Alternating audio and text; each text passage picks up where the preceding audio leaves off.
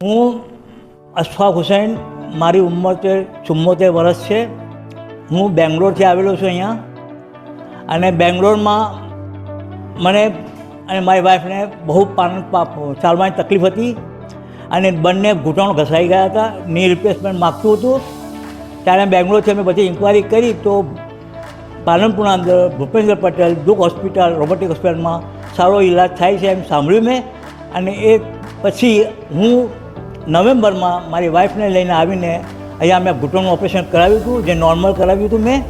અને એના પછી મારે એપ્રિલના અંદર મારે પછી કરાવવું પડ્યું, એટલે મેં અહીંયા આવીને ડૂક રોબોટિક થ્રુ મેં ઓપરેશન કરાવ્યું છે, અને એમાં મને બહુ ફરક પડ્યો છે।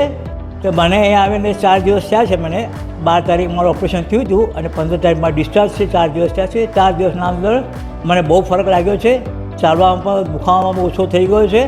અને ધારું છું કે તમે બીજા ભાઈઓ પણ આ જ હોસ્પિટલમાં રોબોટિકનું ઓપરેશન કરાવજો, તાકે ભૂપેન્દ્ર પટેલનું નામ પણ થાય અને માણસ પણ સારો છે, એકદમ બિલવાળો માણસ છે, વાત કરતાં સારી વાતચીત કરે છે।